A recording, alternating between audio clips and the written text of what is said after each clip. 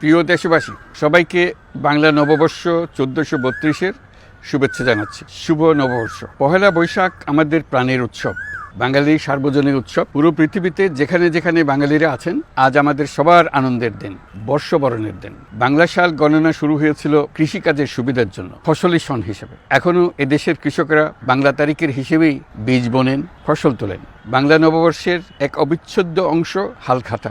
এখনকার আধুনিক সময়েও এখনও এই হালখাতার ঐতিহ্যকে ধরে রেখেছেন বাংলাদেশের হাটে বাজারে, শহরে বন্দরে। নববর্ষের বৈশাখী মেলায় বাংলাদেশের জেলায় জেলায় উদ্যোক্তারা সারা দেশে ঐতিহ্যবাহী শীতল পাটি, মাটির হাঁড়ি পাতিল, খেলনা, হাত পাখা ইত্যাদি তৈরি করে নিজেদের সৃজনশীলতাকে তুলে ধরেন এই দিনকে উপলক্ষ করে। বাংলাদেশের সংস্কৃতি ও ঐতিহ্য রক্ষায় এবং একে এগিয়ে নিয়ে যেতে আমাদের সবাইকে সক্রিয় ভূমিকা রাখার জন্য অনুরোধ জানাচ্ছি। আমাদের এইসব ঐতিহ্য যেন আমাদের নিজেদের মধ্যে সীমাবদ্ধ না থাকে, আমাদের সংস্কৃতি যেন আমরা ছড়িয়ে দিতে পারি বিশ্বের দরবারে। বছরের এই দিনটিতে আমরা সুযোগ পাই আমাদের সুদীর্ঘ ঐতিহ্যকে নতুনভাবে নতুন প্রজন্মের কাছে উৎসবমুখর পরিবেশে তুলে ধরতে এবং পৃথিবীর সামনে তুলে ধরতে। পাহাড় ও সমতলের বিভিন্ন জাতিগোষ্ঠীও চৈত্র সংক্রান্তি ও নববর্ষে এবার বড় পরিসরে উৎসব উদযাপন করছে। পহেলা বৈশাখ সম্প্রীতির দিন, মহামিলনের দিন, আজ সবাইকে আপন করে নেওয়ার দিন। এবারের নববর্ষ নতুন বাংলাদেশের প্রথম নববর্ষ। আসুন আমরা বিগত বছরগুলোর গ্লানি, দুঃখ, বেদনা,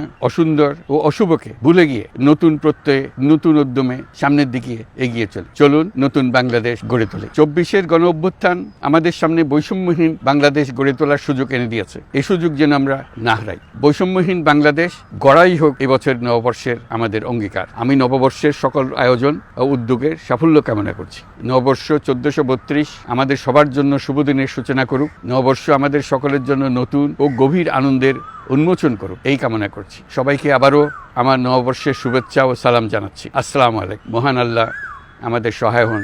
আল্লাহ হাফিজ।